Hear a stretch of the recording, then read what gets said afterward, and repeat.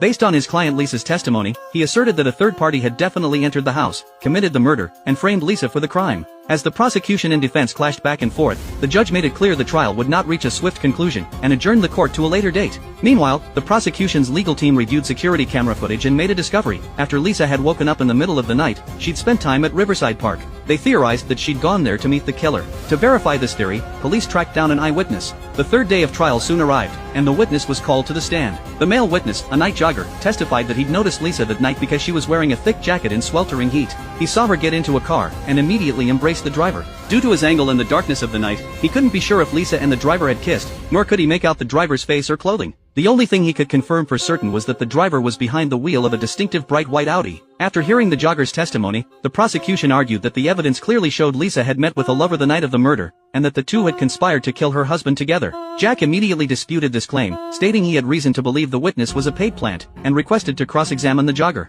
Jack began his cross-examination with a critical question. 2 full months had passed since the night of the murder, so how could the jogger possibly remember every detail so clearly? If he couldn't provide specific, granular details, wasn't it possible he'd misidentified the woman he'd seen? The jogger immediately pushed back, insisting he remembered the night perfectly, and swore under oath that the woman he'd seen was Lisa. Jack was prepared to keep pressing him to get to the truth, but Lisa slipped him a note she'd written, privately admitting that the jogger's story was true. Her admission completely caught Jack off guard. Jack had no choice but to end his cross-examination. The prosecution then demanded Lisa answer the question, who had she met with the night of the murder? But Lisa refused to say a word, or reveal the person's identity. With that, the third day of trial came to an abrupt end.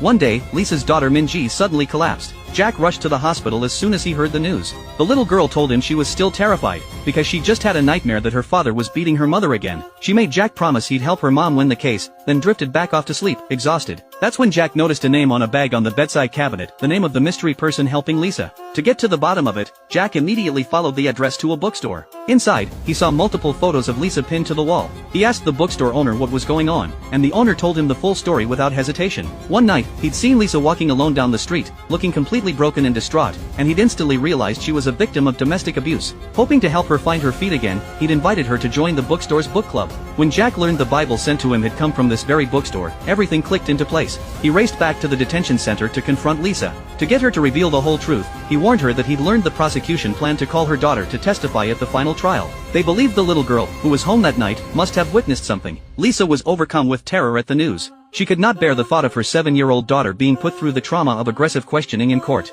As Lisa's resolve began to crumble, Jack told her he'd just come from the bookstore, and that he knew someone was secretly helping her. He begged her to come clean. Was the man she'd met that night the bookstore owner? Was he the real killer? And if so, why was he hiding? But even with no other way out, Lisa still refused to tell the truth. She even told Jack she was